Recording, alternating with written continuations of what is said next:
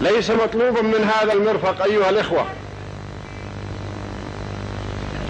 أن يأتي كل يوم وليلة وينشر على أمواج الأثير أو على شاشة التلفزيون صورة فيصل أو قال فيصل أو عمل فيصل أو أراد فيصل. لا، ليست هذه مسؤوليته، ولكن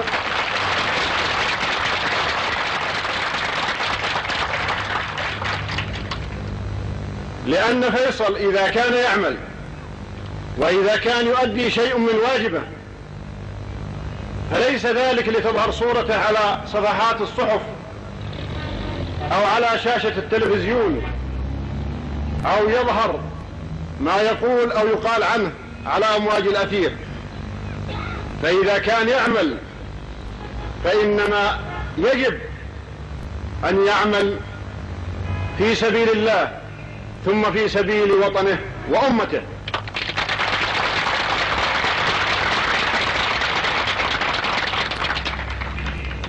وإنني أيها الإخوة المواطنون أحب أن أتقدم إليكم بشكوى، وهي شكوى من وزارة الإعلام.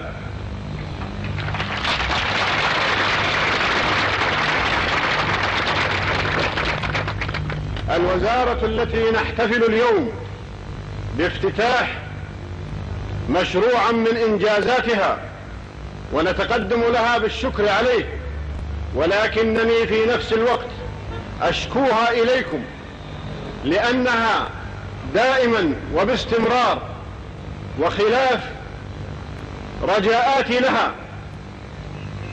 أن تتجنب نشر الصور الخاصة بي أو الكلمات الرنانة التي تقال فيه أو الأغاني التي تكال. وأنني في نفس الوقت أقول لكم أنني لست متتبع لا للراديو ولا للتلفزيون،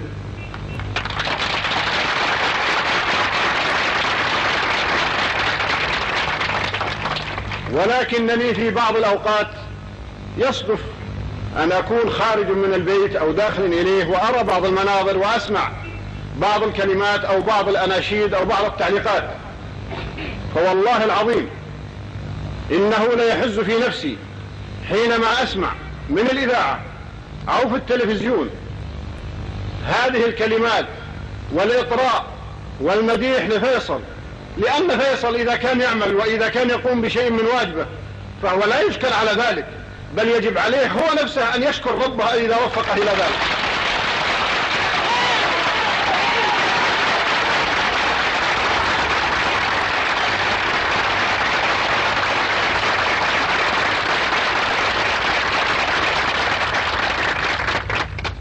وإنني أرجو من إخوتي المواطنون أن يعلموا أنني غير راض عن ذلك، ولكم نبهت وزير الإعلام وأجهزته بتجنب هذه الأشياء، ولكن لسوء الحظ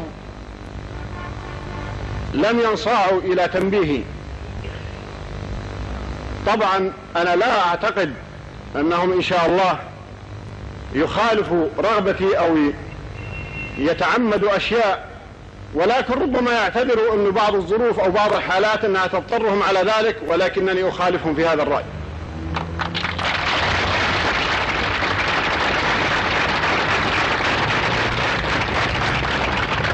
أيها الإخوة،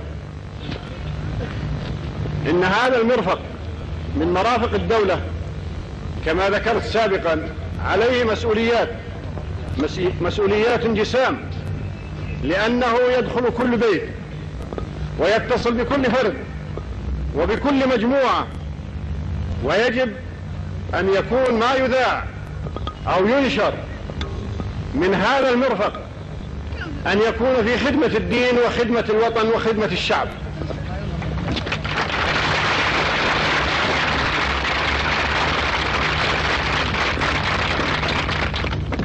وعلى هذا المرفق أن يتولى تقديم ما ينفع أمتنا ومواطنينا في أمر دينهم ودنياهم وتوجيههم إلى ما فيه صالحهم وصالح وطنهم.